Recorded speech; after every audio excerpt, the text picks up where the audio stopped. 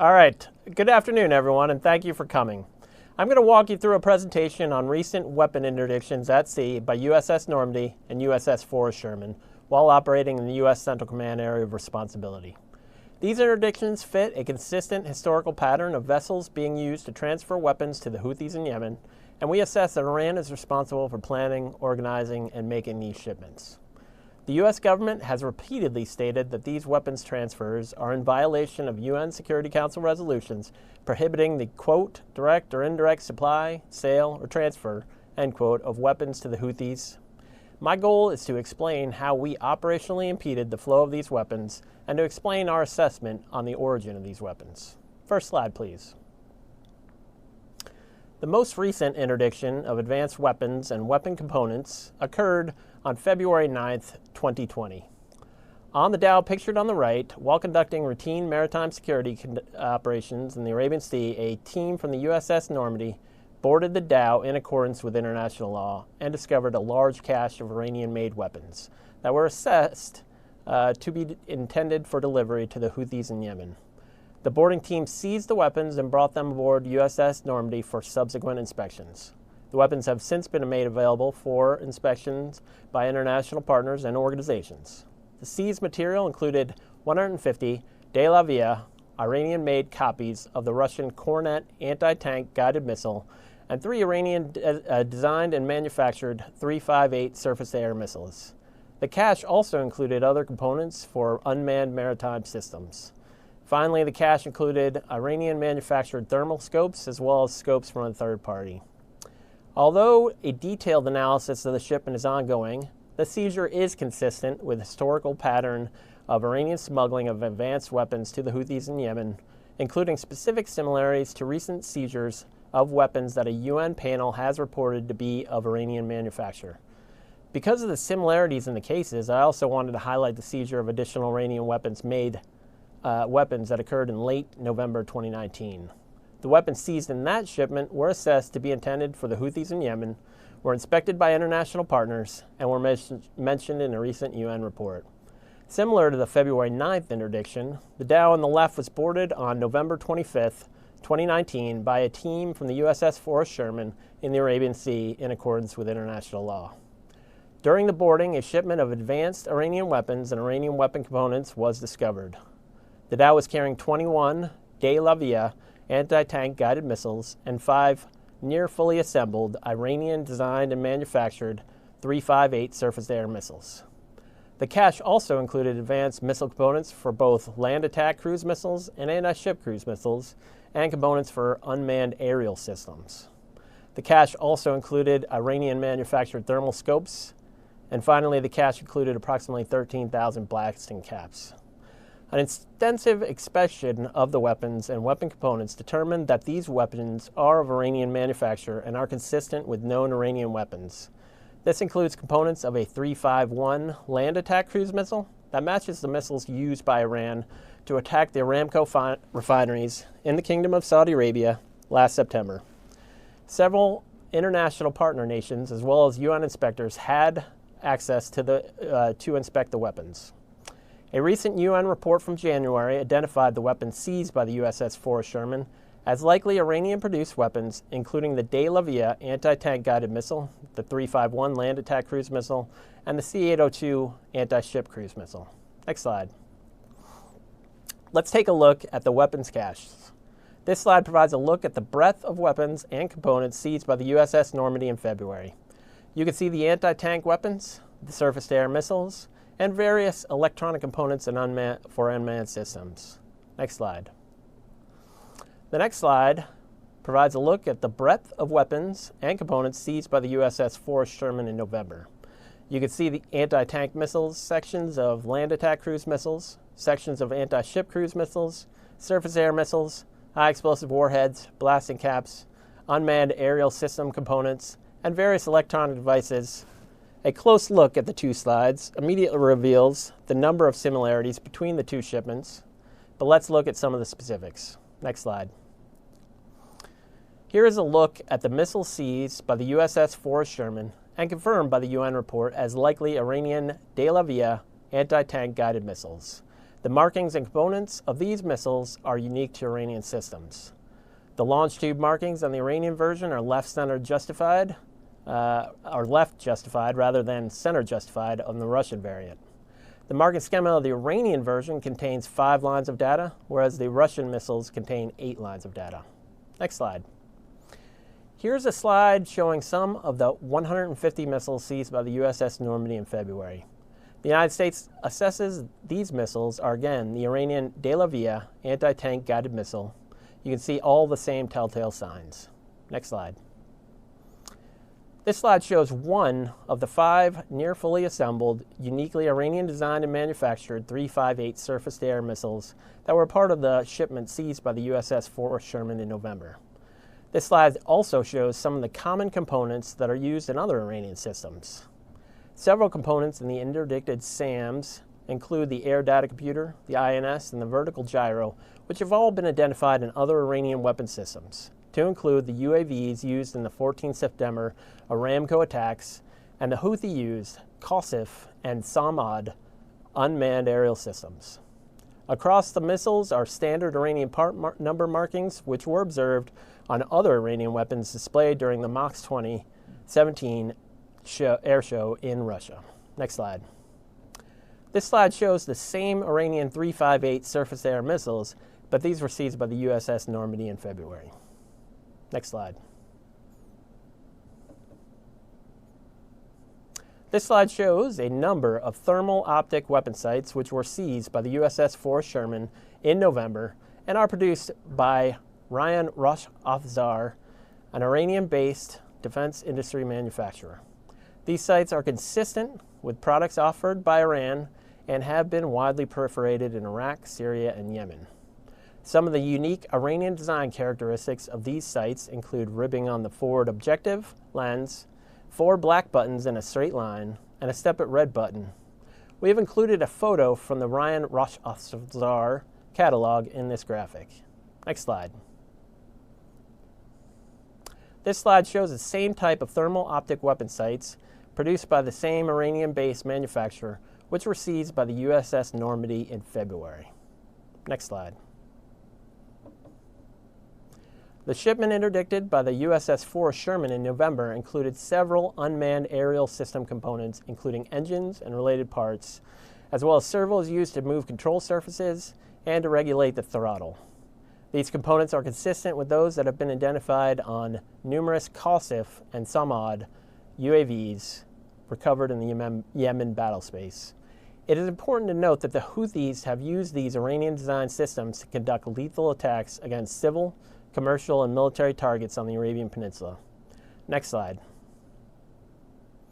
Here are components for unmanned surface systems interdicted by the USS Normandy in February. Next slide. The shipment interdicted by the USS Forrest Sherman in November included components of the Iranian-manufactured C-802 anti-ship cruise missile.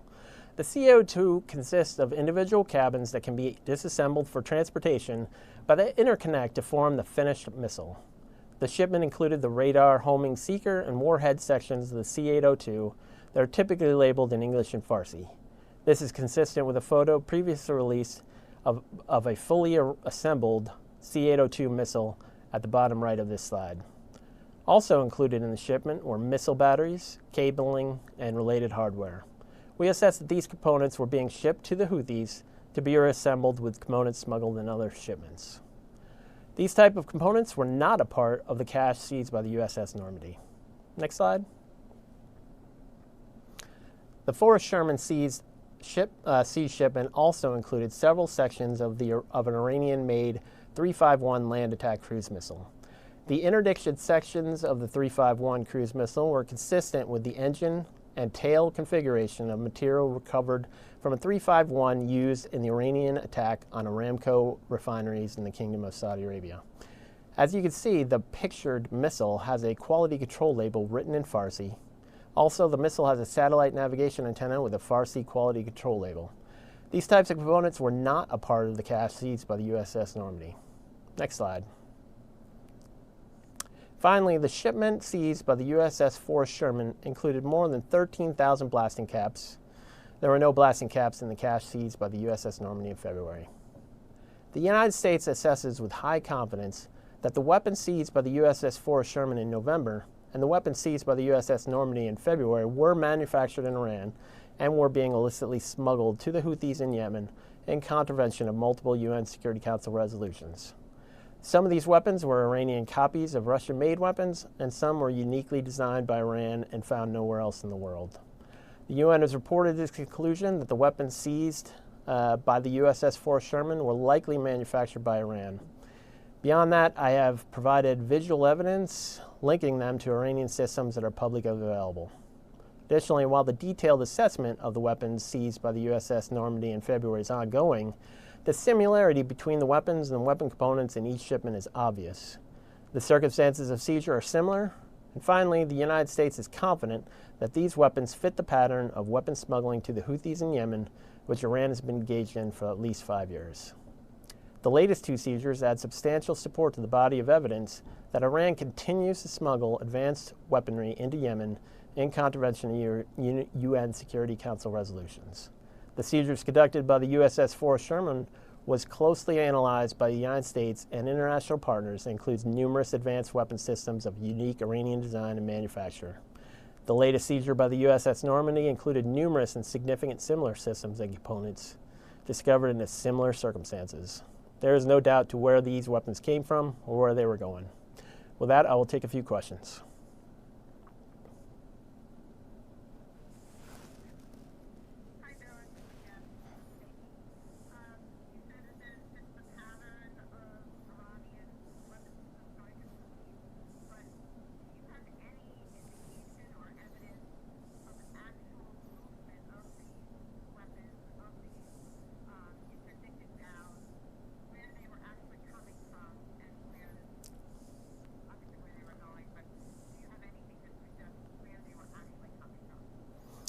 So that's a good question. Thank you. So the United States has interdicted over the years 6 separate shipments of weapons that we assess originated in Iran and were intended for the Houthis in Yemen. A number of these have been reported on by external organizations, Conflict Armament Research, the UN. There certainly is additional information that I'm not going to be able to provide on the specifics, electronic exploitation, but the pattern has been developed over time. There's been numerous seizures that we have categorized, and I think holistically, when you look at the seizures, that there are a repeating pattern. There are specifics in there of weapons that are specific to the Iranian manufacturer. The 358 is a relatively new weapon that was designed by Iran, and it has not been widely distributed. That weapon is seen nowhere else in the world and has been exported only to Iranian proxies. So the presence of that weapon in this shipment is a very telltale sign that these originated in Iran. Certainly they were intended for the Houthis in Yemen. That's all.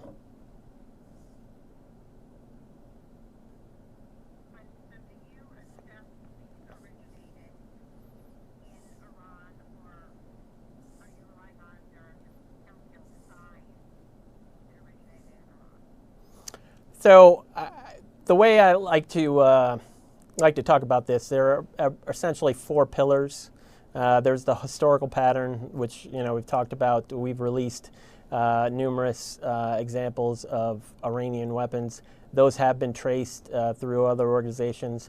You have the fact that Iran has the Houthis have continued to use more and more advanced weapons that were not found in Yemen prior to the conflict. Those weapons have continued to escalate in capability and ability.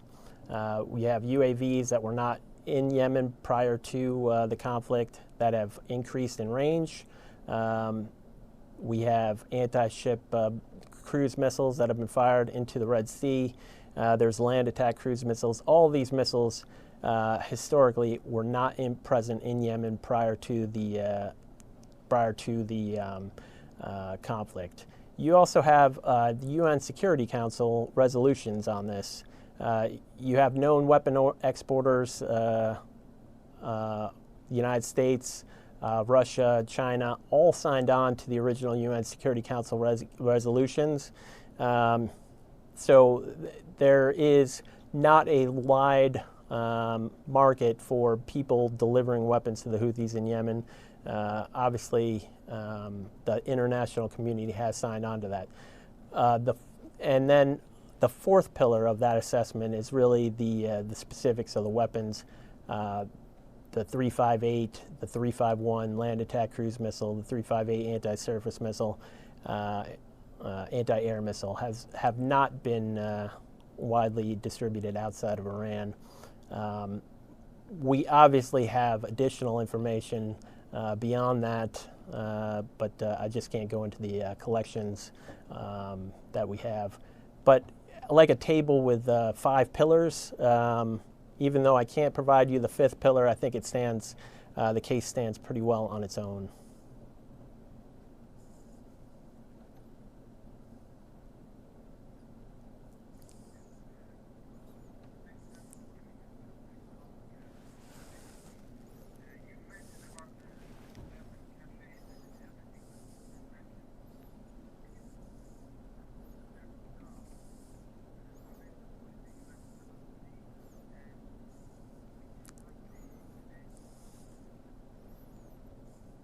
So my understanding is that all of the mariners were Yemeni mariners. They were turned over to the Yemeni Coast Guard, and I don't have any additional information on where they are. They are not in U.S. custody.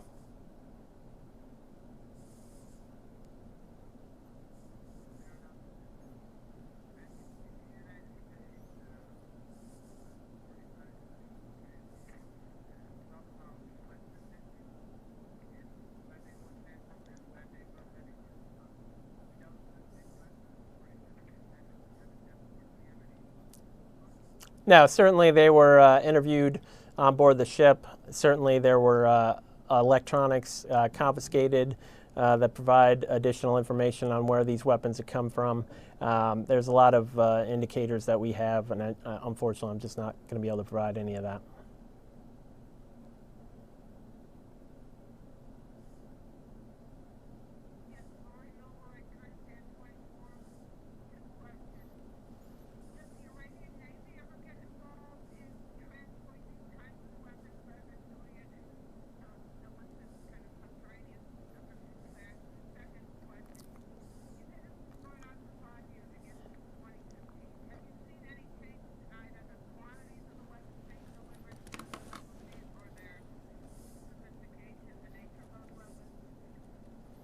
All right, so I'll talk about the second part of that question first. Certainly, the missiles that are the weapons that Iran has imported or exported to the Houthis in Yemen have consistently increased in capability. Ballistic missiles fired by the Houthis in Yemen have continued to increase in range and size. The land attack cruise missiles were not present until quite recently. The 358 surface air missile was not in Yemen previously. It's not an old weapon. It's a relatively new design. Anti-ship cruise missiles were used back several years ago when the Houthis attempted to attack a U.S. destroyer in the Red Sea. But certainly the amount of weapons and the quality of the weapons has increased over time. What was the first part of that question? I'm sorry.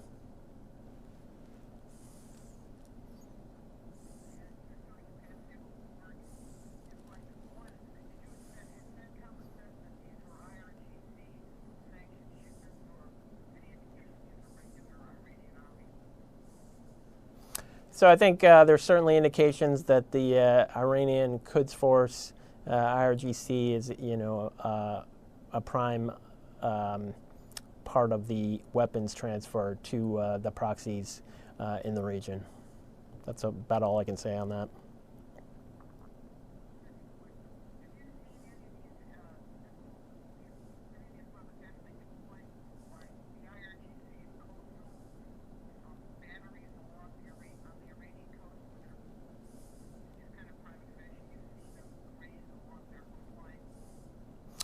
So certainly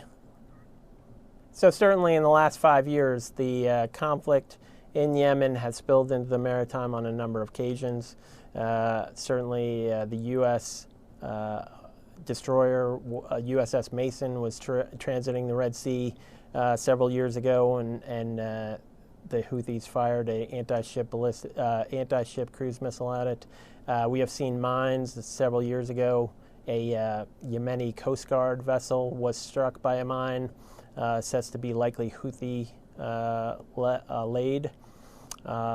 Quite recently, a mine likely Houthi mine was assessed to have struck a Egyptian fishing boat in the southern Red Sea and causing innocent loss of life. So there's certainly been examples of the Houthis spilling this conflict into the maritime. They've also attacked a Saudi Arabian frigate, a UAE contracted vessel with a missile. So small boat attacks. They've done a variety of things in the maritime. And certainly these specific weapons didn't get there, but others have certainly been used in the past.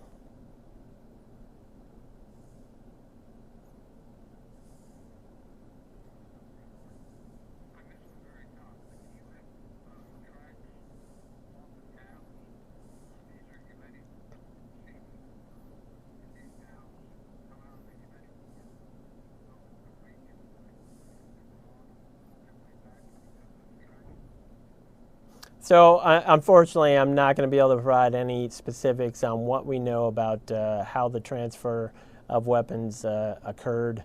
The USS Normandy, the USS Forrest Sherman were on routine maritime security operations in the Arabian Sea. They conducted these flag verification boardings in accordance with international law, and they discovered the weapons. There's a lot of telltale signs in a holistic look at the seizure that clearly point to a pattern of Iranian smuggling and of specific Iranian weapons not seen before outside of Iranian control or Iranian proxy control, and there's just not any plausible way that these missiles and weapons could have gotten on a dhow between Iran and Yemen, except that the IRGC has continued a pattern of smuggling to the Houthis in Yemen.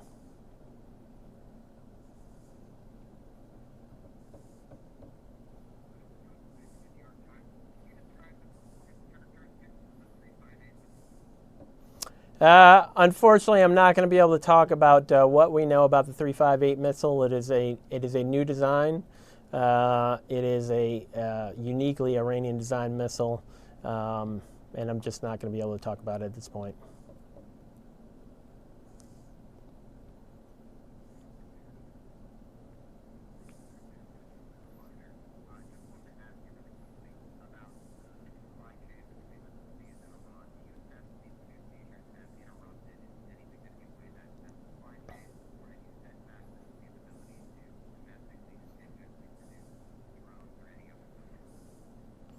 So the thing about smuggling is that there are a lot of ways to successfully smuggle weapons.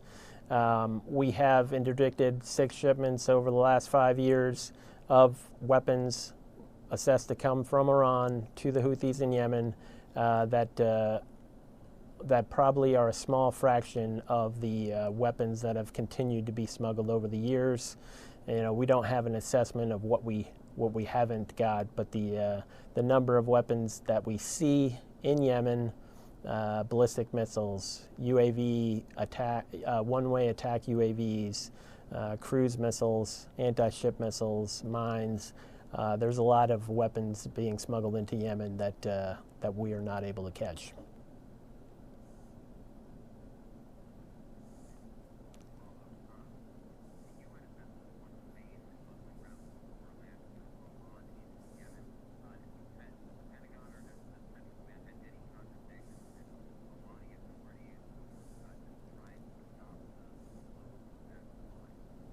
So I'm not going to be able to discuss what we might or might not know about other means of smuggling or conversations we might have had with other governments. What I can say is I'm here to talk about weapons that were clearly originated in Iran and were intended for the Houthis in Yemen. They were interdicted at sea, and we continue to conduct maritime security operations in the region.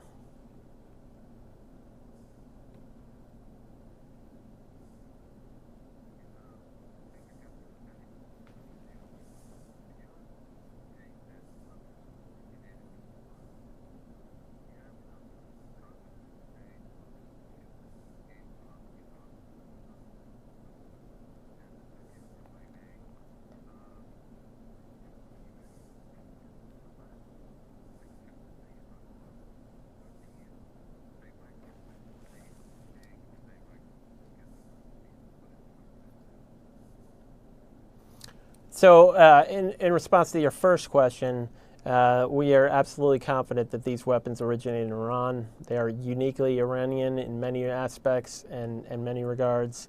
And I can't talk about what we know about the chain of custody between Iran and the Dow, but we are confident that they originated in Iran. The second question, I wasn't clear on.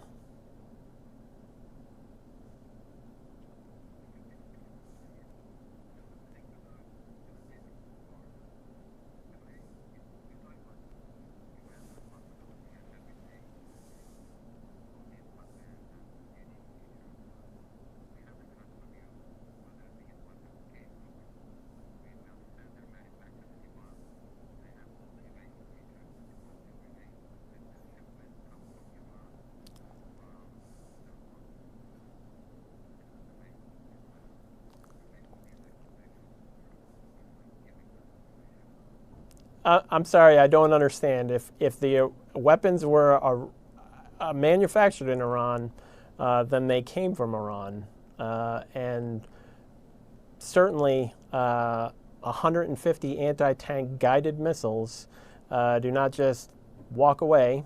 They are illicitly smuggled for a purpose, and that purpose is to spread lethal assistance to the Houthis, to Iranian proxies.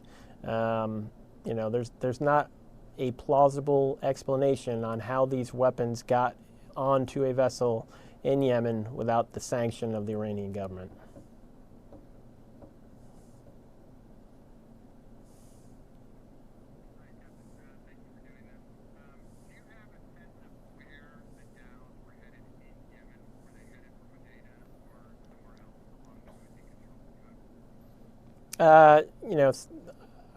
I'm not going to be able to provide specifics on where we think they were headed specifically, other than into the control of the Houthis for use in the conflict in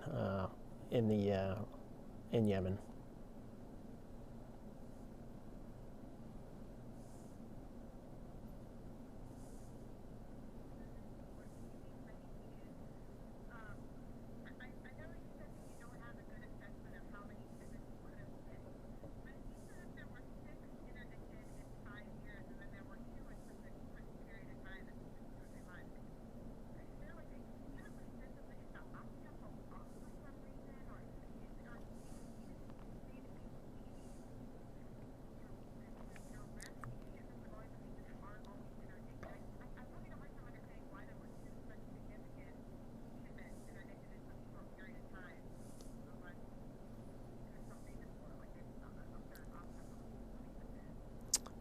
So interdiction of weapons at sea is a difficult process. Weapons can be smuggled in a number of ways. The ocean is and the waterways of the region are quite substantial. The ships that we're looking for are quite small. There are other means to smuggle weapons. So, sometimes you get lucky, sometimes you make your own luck. Unfortunately, I'm not going to be able to talk about specifically which case that was in this regard, but we certainly were conducting maritime security operations in the region. The crews of the USS Normandy and USS Forrest Sherman did admirably well in this seizure, and I think that's unfortunately all I'm going to be able to say on that.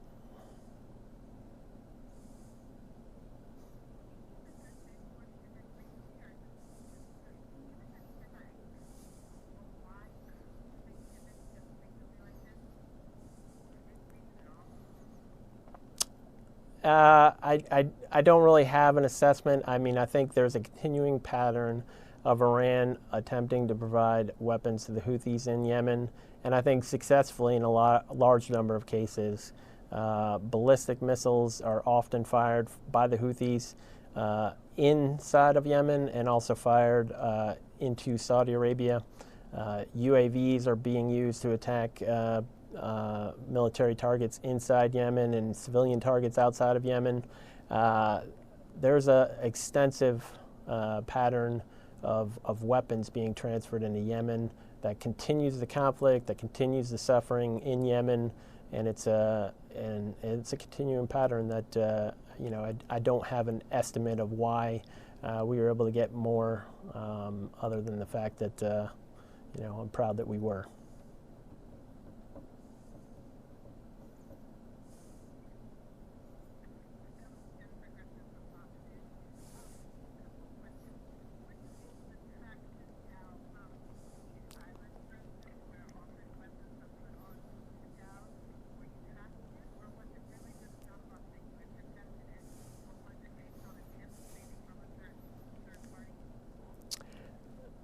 Again, Jennifer, unfortunately, I'm not going to be able to provide any specifics on what necessitated this boarding, other than to say that it was conducted in accordance with international law. When the teams got on board, they discovered a large cache of Iranian weapons, and that those inspections have confirmed these are weapons that originated in Iran as suspected.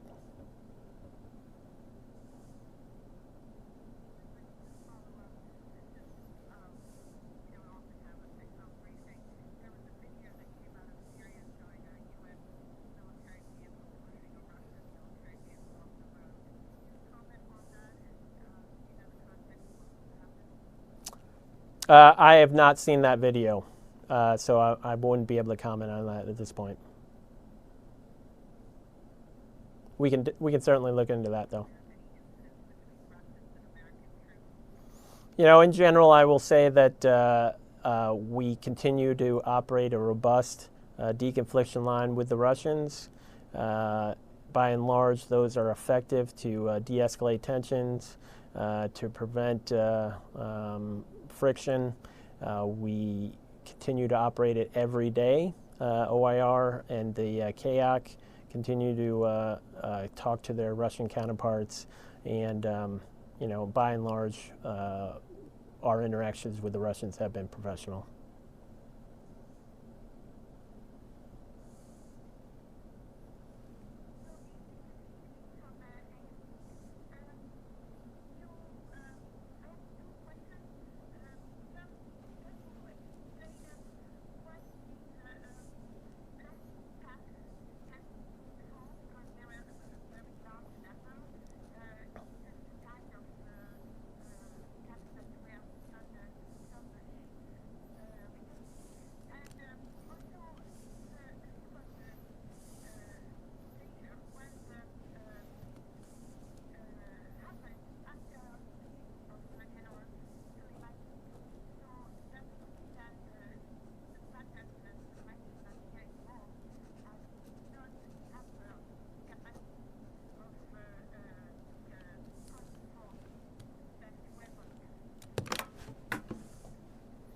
Okay, first on the blasting caps, there's a variety of reasons you could use a blasting cap.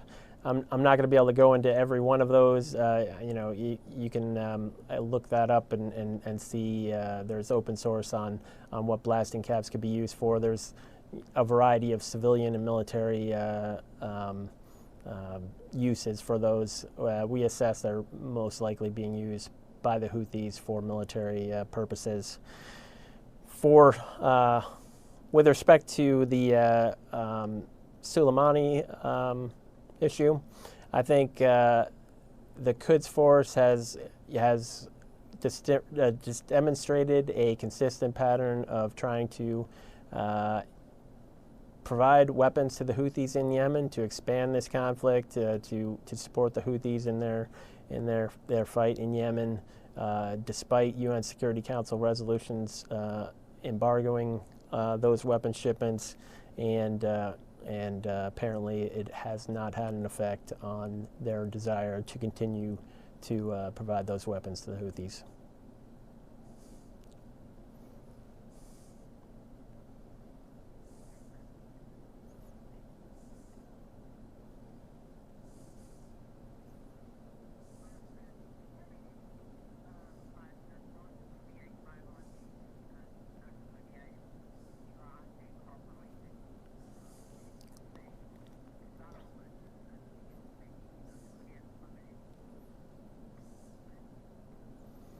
So I am not aware of any North Korean components in the shipments. I'm not saying there are not any, but I'm just not aware of any at this point.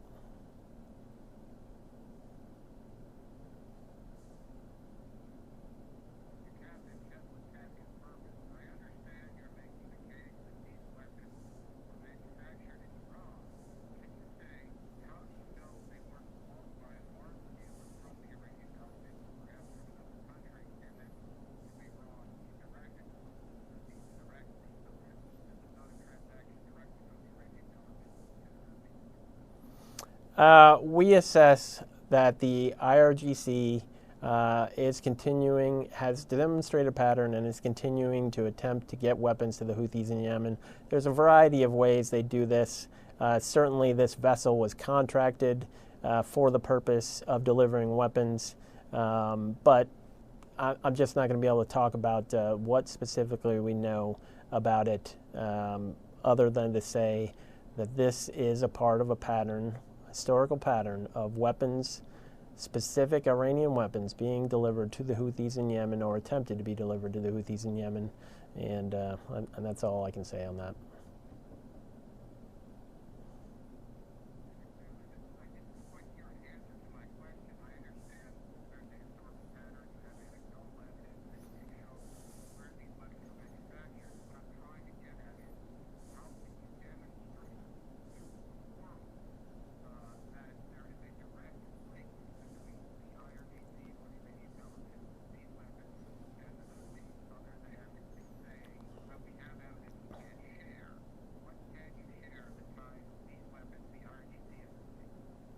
So our assessment would be that any contracting as a part of this shipment would be specifically on behalf of the IRGC to deliver these weapons to the Houthis in Yemen.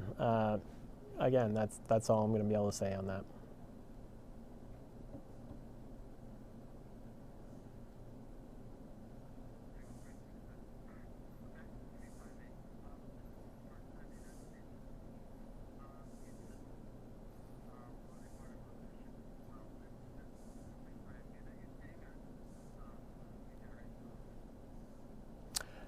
So this is, as far as I know, the first two times that these weapons have been in U.S. hands.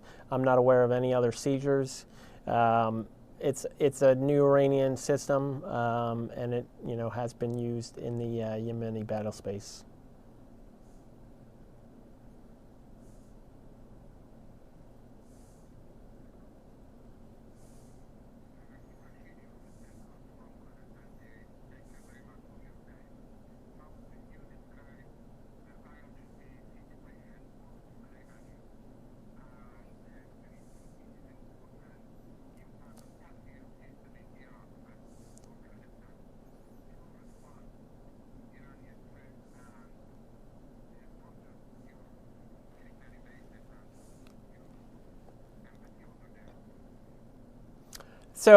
with respect to this specific shipment, these specific shipments, we assess that it's clear indication that the IRGC continues to attempt to deliver weapons to the Houthis in Yemen and support the Houthis in that conflict, despite the UN Security Council resolutions embargoing weapon deliveries to Yemen. As far as U.S. forces in the region, we continue to evaluate our defenses and our posture in the region to ensure that we are well postured to defend U.S. forces, to deter potential aggression, and to be prepared to respond if necessary.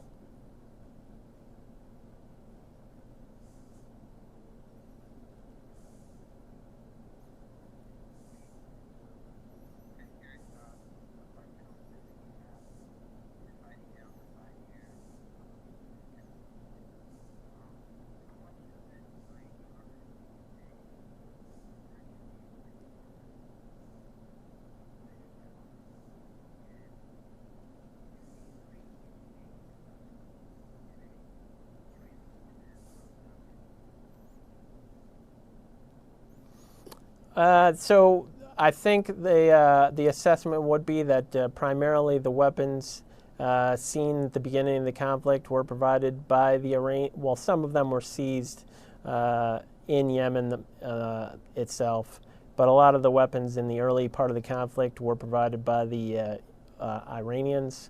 I think it is quite possible that the Houthis have developed some rudimentary ability to take Iranian components and assemble them in Yemen to assemble those weapons themselves.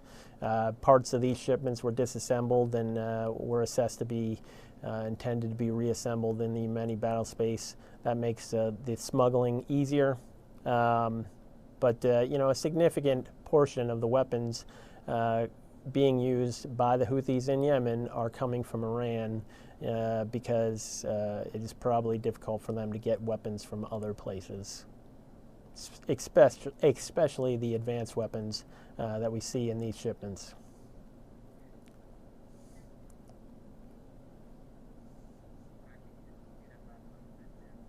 Sorry, especially the advanced weapons that we see in these shipments.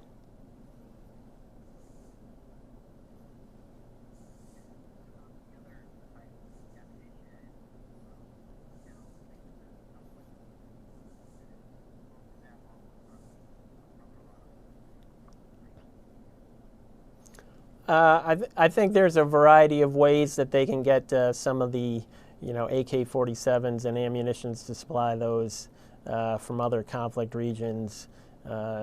Probably a significant amount of material support is provided by the IRGC as well, but I don't have any more to provide on that.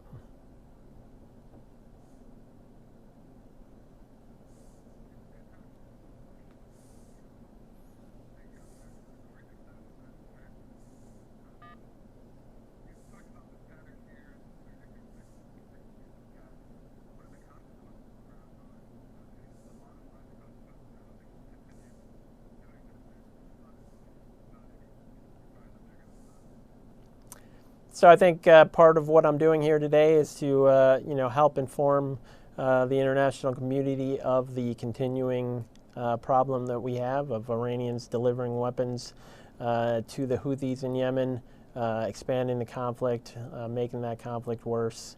And I don't have any answers on the consequences other than to say that we're doing everything we can to expose the malign activities that we observe and are able to interdict.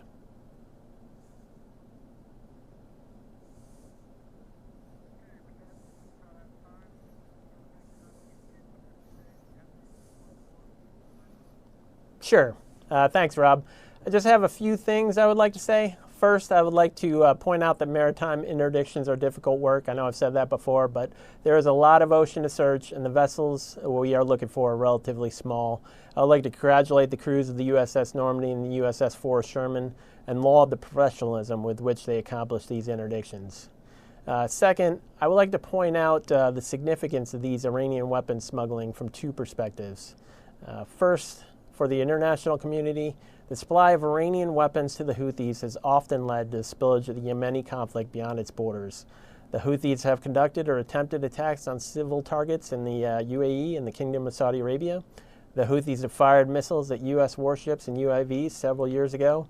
A Yemeni Coast Guard vessel struck a likely Houthi mine, and recently an Egyptian fishing vessel also struck a likely Houthi mine, with the innocent loss of life.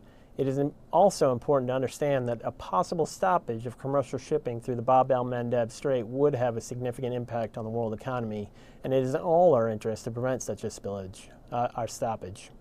Finally, for the people of Yemen, the continual supply of Iranian weapons to the Houthis has certainly prolonged the conflict, delayed a political solution, and increased the suffering of the Yemeni people, and I think it's important to recognize that.